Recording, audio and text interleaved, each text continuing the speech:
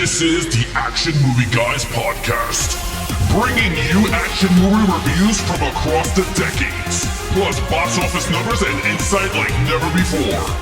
And now, your hosts of the Action Movie Guys podcast, Alex and Nate. What's up, everyone? Welcome to episode number 362 of the Action Movie Guys podcast. I'm your host, Nate, and this is my co-host, Alex Figueroa. And Alex, on this episode, we're going to be wrapping up another one of our months. You know, every month we have a theme, either a star or a genre of movies. And this month's genre was Steven Seagal. He's a genre to himself. And we're going to be wrapping this up with a movie from 1988 called Above the Law, directed by Andrew Davis, who we recently discovered was a secret Action Movie Guys director who's done some movies we like. So we're going to be taking a look at this movie. I got a couple of little fun facts about our little month here with Seagal, and then we're going to jump right into the review. Now, before we do, I got to ask, A, had you heard of this movie? And B, had you seen this movie before this? Well, I heard of this movie. I never seen this movie. I heard of it. But I'm going to say as a whole, the Steven Seagal month, I've been a little disappointed. I was 50-50 with a lot of these movies. Uneven. We'll call this month uneven. It's an uneven Seagal month. Uneven Seagal. I like that. Uneven Seagal. That's pretty good. He's not Steven. He's uneven. Yeah, I think you're right. I agree with that statement. I think, especially coming off of Mel Gibson month, we got which was spoiled. A banger month. Jean-Claude Van Damme month was a banger month. I didn't like The Quest, but I like the other movies we did. They were good. And this month got off to a really good start. Under Siege was awesome. Out for Justice was secretly awesome. And we came up to Hard to Kill, which was not so awesome. And now we're at Above the Law. So we're going to give you our 2 cents. Now, before we do, a couple things about this movie that I want to tell you before I give you the Rotten Tomato scores. Number 1, this was Steven Seagal's first movie. This was his debut. Oh, okay. Yes, 1988, first film. Now, funny thing is, and I did not do this intentionally, and I didn't even realize that I did this. Of the 4 movies we did for Steven Seagal month, they were 4 of his first 5 movies that he ever made. So the only one we didn't do was his third movie. This was his first movie, and we did it. Hard to Kill was his second movie ever, and we did that last week. Okay. The third movie was a movie called Marked for Death, and we did not do that one. I heard that was good. Well, I read the plot, and it made me laugh. So I was like, I wish we would have done it. It was about Jamaican drug lords and voodoo, and I'm like, oh, frick. I remember I heard a lot of people say Marked for Death is a good movie. Yeah, so we didn't do Marked for Death, and then his fourth movie was Out for Justice, and his fifth movie was Under Siege. So we did 4 of his first 5. Maybe one day we'll do Marked for Death. I have to think of a theme that I could fit it into. Jamaican cartels. Movies with 3 titles. 3-word titles. 3-word titles. I mean, we're doing 1-word titles later. So there you go. So maybe we'll do that. But anyway, also, he was a co-writer on this movie with the director, Andrew Davis. And you would know this just by watching it. He made sure to include a lot of his real life into this storyline, like the whole thing about him moving to Japan and teaching at a school. Now, that's all real. Like, if you look up Steven Seagal's biography, that really happened when he was 17. He went to Japan and trained, and then he became a trainer at Aikido. He's like a 7th degree black belt or whatever. Now, the part where it gets fake is where the CIA recruited him. That didn't really happen. But, he included some of his real life. So, a couple little fun facts there. Co-wrote it. First movie ever. And let me give you some Rotten Tomato scores for this. And you tell me if you're surprised by these scores, because I'll tell you right now, I'm not. This has a 50%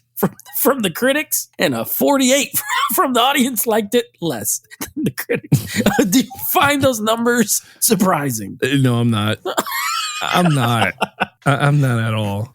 Interesting. Yeah. But I'm not surprised. Agree. Not surprising. So we've gone down a little bit this month. But hey, you know what? Maybe this movie's good. Maybe we disagree with the critics. I don't know. I've never seen this movie. This was a first time watch for me. I've heard of it. It has a good cover. He looks serious. He has a gun. I'm like, oh, okay, Above the Law. So let's talk about it. Starting off with our lead character. Of course, he has a name like Nico Toscani. He is a Sicilian immigrant guy who, as I just said, trained in a dojo, then becomes recruited by the CIA, joins the CIA, and then we take it from there. Alex, what did you think? Nico, I'm not gonna lie, I kind of like the character. It's funny. I thought it was interesting, the story at the beginning. It kind of, to me, started the movie. I said, wow. I was like, all right, this is pretty cool. But I'm like, damn, they got some pretty good CGI to put this dude young in black and white footage. And I was like, this is sideburns, and they used real pictures. reading sideways.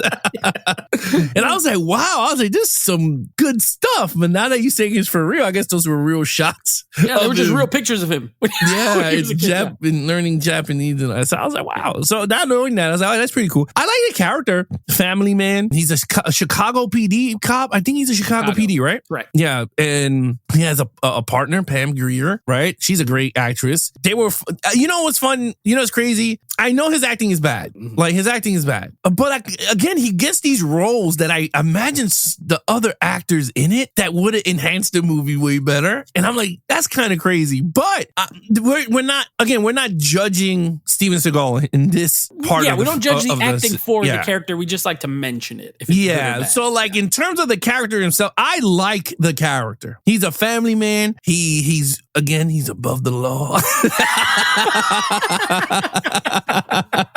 Didn't I say last episode or 2 episodes before? I said some character in this movie is going to use the above the law. And it's him. And they did. And I said this. I said that's an 80s trope all over, man, when they use the title. And I like it. Anyway, very above the law. He gets his man and he takes no for an answer. He's like he's very against the grain. Like, they do not tell him you can't do this because he's like, F you, mother effer.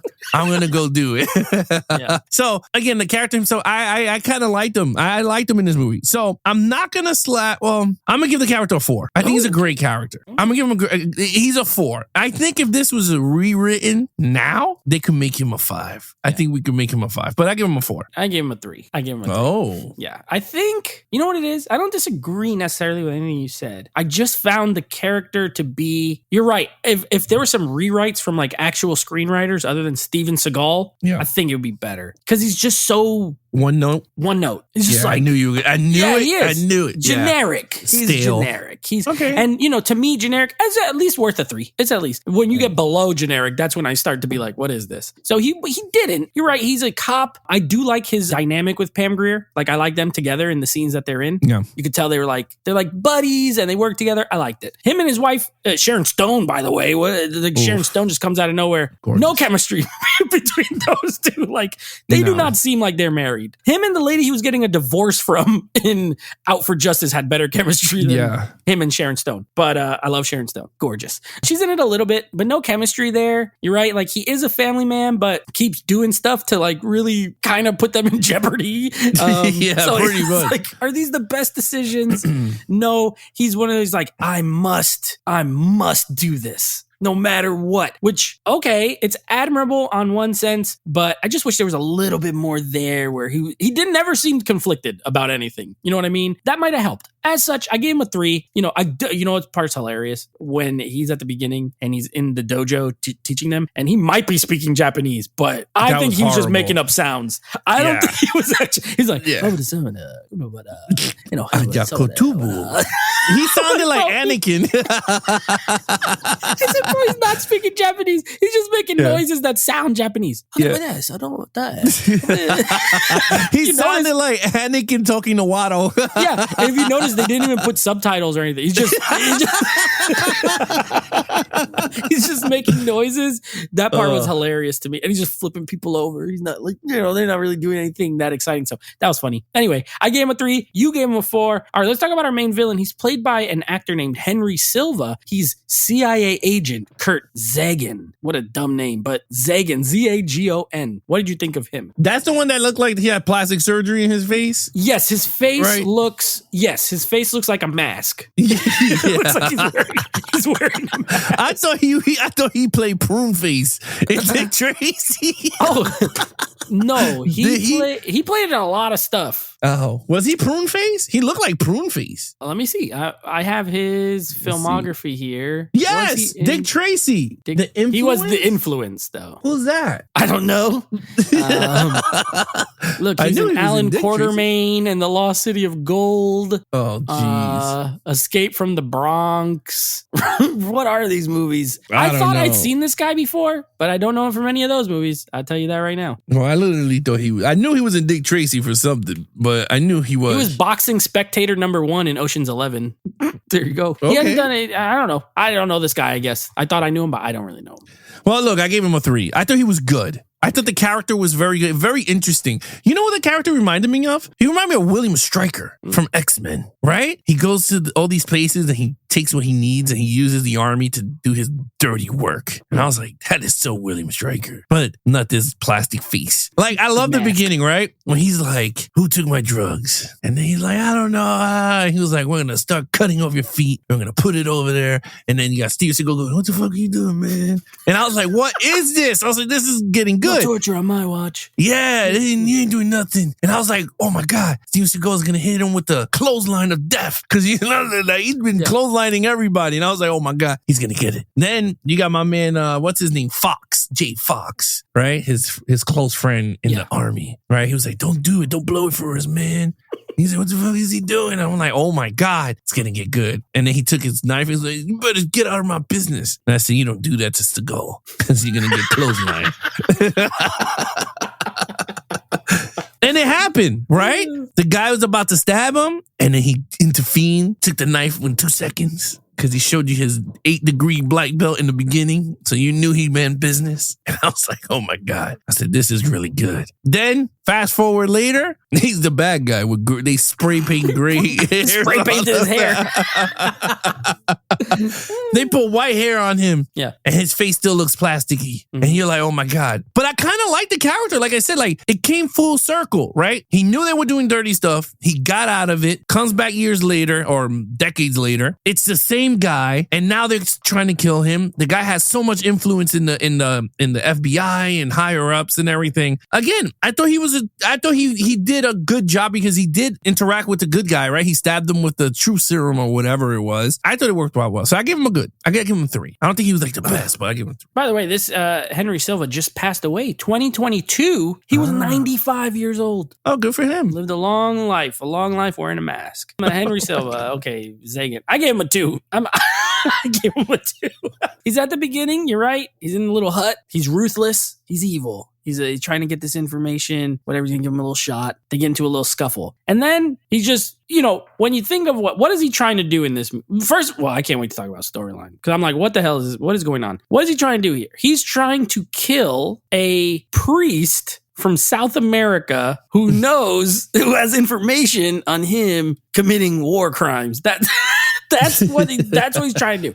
Oh, and he's trying to kill the senator. Yeah, that was well, the plot. Yeah. also. Yeah. But yeah, the reason, like the whole thing with the church, there's like, we'll have to wait till storyline. Anyway, that's like he did war crimes. He's a war criminal, and I think that's what that early scene is supposed to like let on. Like, oh, this guy does things you're not supposed to do when you're in war. So he's a war criminal, and then you're right. Like, so they did the reverse. So for Seagal to make him look younger, they just glued some sideburns on him, and then this guy to make him older, they spray painted his hair gray a little bit. So I'm like, okay, cool. He's now like, he's still in the CIA. He's high up, but I don't know. I just felt like he was kind of bland. I don't like I didn't like his performance. I thought he was very like, I don't know. I thought he was kind of whack. And then at the end, they get Seagal in the chair. They put the zip ties on him. And he's like, gives him the shot. And he's, his bad acting. He's can't do it. Like when he was waking up from the coma in Hard to Kill. He's doing all this weird stuff. My man just busts out of there and puts him in a chokehold and dead. And he's dead. And that's it. He's just so a little underwhelming. I give him a 2. I don't know. I don't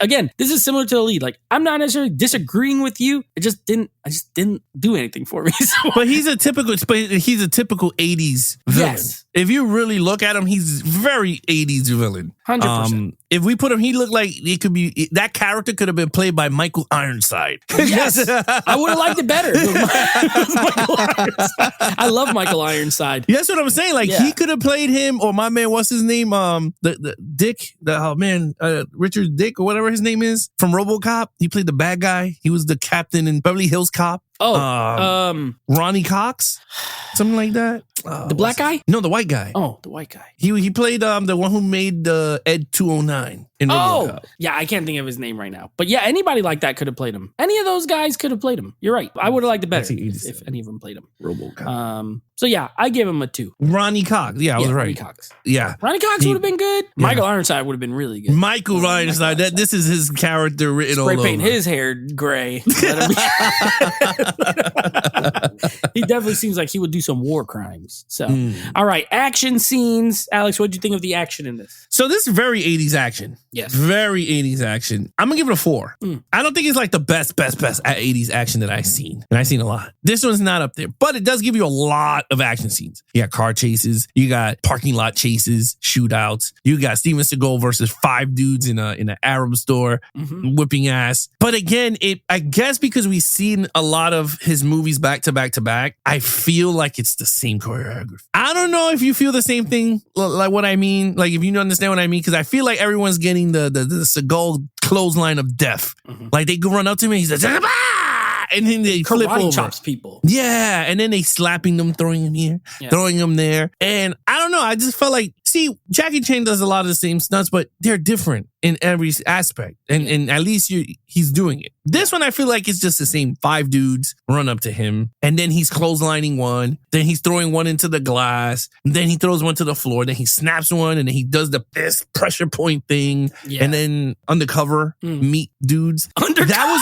Undercover meat dudes. Yeah, like so like I it was weird because like that shootout, it just felt 80s. I don't know how to explain it. Like it just like Just he's the way it's shooting. shot. Yeah, it just felt off at certain things. Like I couldn't give it a perfect because I'm like, And then the shootout in the apartment, right, where Pam Grier gets shot with the shotgun. Yeah. And he was like, no, and he's like shooting, and she went like slow motion backwards and then down the stairs. Just like Hard to Kill. What is this? Every movie, people getting shot with shotguns in slow motion. And but she was okay, so I shot a shotgun, right? And I'm like, she was distanced away from that dude, but she got full close, like shot. Yeah. Like if you look at the pattern, I was just like, it looked like she got shot close up, but she was literally like 20 feet from the guy, and she flew. And I was just like, geez, yeah, very, very movie. So I was just like, okay, that's one thing I do like about modern action. Like now you see the velocity of these rounds getting hit with these guys, because back then in the 80s, like I'll shoot you from a 50-yard with a shotgun, and you're flying through 10 doors, and you're like, what? Like this is weird, but that's the one thing I do like. But anyway, all in all, I give it a 4. I thought it was great. Yeah, I think our man Andrew Davis came through pretty well. You know, I don't think he's not like got the greatest eye, but he knows how to shoot action. And I gave it a 4 as well. I thought it was good. And I respect to Steven Seagal. He definitely was on the roof of that car at that one part, because there's some wide shots and you could see it was him. A lot of times you could see, especially 80s and 90s movies, you could see when they switch out to the stunt double. I think they do a way better job of masking it in modern movies. Yeah. Or at least get people who actually look like the people. Back then, they would just be like throwing a wig on somebody and be like, this is Steven Seagal. So respect to him. He was on the roof of that car. I also love the part where that little gang comes up on him and they want to fight him. He chops that dude's hand off with the machete. Hilarious. Oh, yeah, that was pretty cool. It's like, it happened so quick, and then they don't really show the aftermath, but then there's a wide shot and you can just see the fake hand on the floor, like sitting there. It's hilarious. But I like that part, and he chases that guy. Now, I will say this. Steven Seagal might have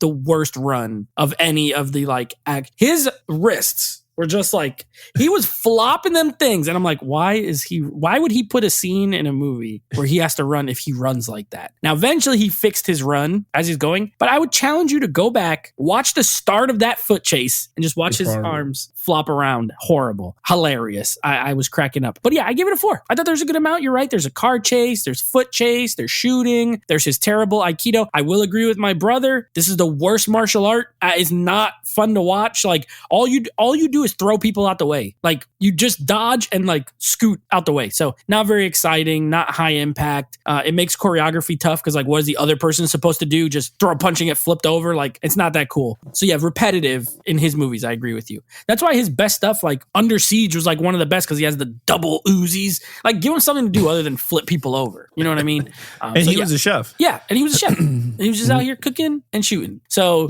I gave it a 4 as well. You gave it a 4. All right, here's the part I want to talk about. What did you think of the storyline here? It was good. It was good. I think it could be better if they remake this movie. I'm not lying. I think it could be good. And if they get someone like Keanu Reeves to play this character of Above the Law, I think it would be pretty cool. I don't know, Keanu Reeves, I think some other person or whatever. But anyway, all jokes aside, I think what I would do is, the movie I thought was really good in terms of like a special ops vet, Vietnam vet, then turns Chicago PD and then goes through like an undercover CIA wrongdoing. Like it was so much plot points in this damn thing. And I was just like, gee, this is a lot for like one movie. But They did. They told it very well. I liked it. I was engaged. I'm not going to lie. I think Pam Grier's character kept Steven Seagal in check, meaning her good acting overshadowed his horrible acting. And I kind of like that. I guess that the pairing of the two worked very well. Now, in terms of the storyline, yeah, I think it could have been better. I think it would have been 100 times better. I wanted to see more from the villain's point of view. Like, what's so good? You know what I mean? Like, what diabolical schemes was he going to do? Like, I wanted to see the whole plot of him trying to kill the senator. You know what I mean? Like, I wanted to see that. And then he comes in and unfolds that. Like, we didn't get that. It was just after this damn priest, which I was like, who the hell is this damn priest? And it was like, the priest knows that we were about to, who did you talk? He knows we're going to kill the senator. And I'm like, from when? Like, that whole thing was weird. Like, that was not told very well. And that's why I gave it the score that I did, because I'm like, that felt like they just threw it there to throw it in. Because that storyline could have just been told without that. You know, it could have been a scene with the bad guys in around the table. And he's like, you know what? Let's kill the senator because he's doing a law that's going to screw up our business or something. You know, that's something you could do. And then Steven Seagal comes upon this dude and he goes, hey, I remember this plastic face guy from when I worked in the military. And I would be like, this is cool, you know? But they didn't. They went down the route with the priest and all this. And I was just like, that's weird. Didn't work for me in that sense. You're right. Sharon Stone should not have been in this movie. She's hot, but she should have not been in this movie because she had nothing to do in this movie. I thought they were going to kidnap her, maybe. Could have been something like a Lethal Weapon type of movie that he has to save his family at the same time try to save the senator. I mean, oh, this is actually pretty cool. We didn't get that. So it was, I don't know. It's like a love or hate I have with this movie because I think it's a very well 80s movie. I'm not saying it's not. This is a very well 80s movie and I think it's a pretty good storyline for an 80s film. So I'm going to give it a 3. Like I said, I think it's a good storyline. All right. If I had to use one word to describe this, it would be convoluted. This movie is very convoluted. There's a lot of, you're right. You know, in your description, you describe exactly how I felt about it, where I was constantly asking questions. Oh, everything is why. Why are they going after this priest? What is up with the priest in the first place? And they're trying to blow up this church. And then like, why are you trying to blow up a church? And then there's drug dealers involved. And then you're trying to find the drug dealers. They have C4. Why do they have this C4? How'd they get it? Who gave it to them? And then it turns out it's a CIA guy because the guy knows secrets about him. And then there's politicians involved. And then it's like they try to throw everything. I feel like, and I'm going to blame this on the fact that, again, Steven Seagal, a writer on this movie, never really made anything in Hollywood before. I think they try to throw a lot at the wall and just see what sticks. But I think that they felt everything stuck and they just put it all in the movie. You know what I mean? So I don't know. I was not into it. There was too much going on and it wasn't always super clear what was going on. Yeah, you're right. Stuff felt tacked on. Like, let's just put this. Like, were you trying to do a kind of, because it seemed like they were trying to do, first it's going to be like a military type movie, you know, like military, CIA, cover-ups and all that. Okay. But then it also seemed like they wanted to make it a buddy cop movie with him and Pam Grier going around Chicago, trying to solve this case. So I'm like, what are you? Like, what kind of movie are you? And so it ends up being kind of just a mishmash of stuff. I gave it a 2. I just couldn't get into it. I was very much confused a lot of times. And I don't like feeling like I don't know exactly what's going on. It's one thing if it's like one of those movies that's like intentionally weird. I just think this had too much in the script and could have cut. And the thing is, like, it's not a long movie. Again, 90 minutes or so. Yeah. But they could have, I wish they picked a lane. Pick a lane. Either go with the whole CIA cover up and make him a cop, but don't add that other kind of buddy cop type layer to it. Or do that. Make it a buddy cop movie where, you know, they stumble upon this whole CIA guy but they try to do both and it didn't always work for me. So 3 for you, a 2 for me. Go ahead. It felt very, I know I'm going to say it, but it felt very Lethal Weapon 1. That was executed much better. Well, yeah, 100 times better. But if you really look at that storyline, right, Riggs and Murtaugh stumble upon the army and the drug thing, right? And now they're in, you know, they can't get off the case because now they're involved in the whole thing. That's perfect. So, that's perfect. This was way... They added the part of the past stuff where he was in the CIA, but then they don't really cash in on it because you're telling me this guy went from a CIA in the military to just a cop, a regular Chicago PD. You're right. I that's a good comp in a way that's done the way that this should have. and they did it a little different. But if you look at it, it's the same characters, right? If you look at it from my point of view, Pam Grier is Murtaugh. Martin Riggs was a special Navy or whatever, Navy SEAL or whatever what he was, Special Forces Ranger in Lethal Weapon, and Steven Seagal is a Vietnam Special Ops. Yes. Same fucking storylines. Yes, but the difference is that they did not show Riggs in the war. No, but they hinted his story. Yeah, exactly. exactly. I totally and that messes it up. And also, Murtaugh is like, has way more Pam Grier got nothing here. She's just the side chick. She's a single. Yeah. So yeah, you can make the comp. I'm not disagreeing with you, but to the point of that movie is so much better because of how it does everything. This is like the Diet Coke Zero version. Okay, I see that. Needs the sugar. Give me the sugar. Yeah. All right. Overall, what did you give this one? All right. So overall, I'm going to give it a 3. I thought it was a good movie. Way better than Hard to Kill. I don't care what anyone tells me. Hard to Kill. Hard to Kill was hard to watch. There you go. There you go. Our brain synced on that one. Yep. Yeah, I'm sorry. I think this movie was actually really good. I enjoyed it for what it was. I think it could have got fixed. I believe some of these movies that we've been watching could be remade, but again, if it needs and warrants the remake. I don't think remaking every movie like we're getting now works, but I think certain movies could benefit from the modern writing and enhancing storytelling could work. This one, I believe, could. They did Death Wish, which didn't need a remake. This one, I think, could get upgraded and done pretty well. Out for Justice, another storyline could be told very well. And I think, I'll be honest with you, I would even say if you could get a director like Martin Scorsese to play it, because that's a very type of his storyline, like Goodfellas type of you got literally like mafia. Yeah, I think Martin Scorsese doing Out for Justice would be like, you'd be like, holy shit. You'd be like, yo, this is cinema. Yeah. This is art. This is art. Film. Yeah. So I think that would work. But anyway, I enjoyed this movie a lot. I thought it was really good. Steven Seagal wasn't as corny as the other movies that we've seen. Very thin, like skinny Steven Seagal in this one. His running, the Tom Cruise run, does not work in this movie at all. But all in all, I enjoyed it for what it was. This movie, Under Siege, Out for Justice, Above the Law, were my favorite ones in this month. I'm going to be hands down. Now, if I have to put them in order, it would be Out for Justice number 1. Then comes Under Siege, then Above the Law, and then Hard to Kill. I could care less. Because I really like Out for Justice. I think the villain in that movie is what made that movie. So yeah, I gave this movie a 3. I gave it a 2. But I think you're more on target with the consensus. This movie, the funny thing about this movie is like it did okay when it came out, but it grew sort of a following afterward as far as like 80s action movies goes. It is one of his more popular movies in general. I didn't love it as much. I gave it a 2. I don't know. It didn't jive for me personally. I 1,000,000% agree with you. This is the type of movie that if they could remake it, no problem, because this movie had a lot of flaws. Fixable.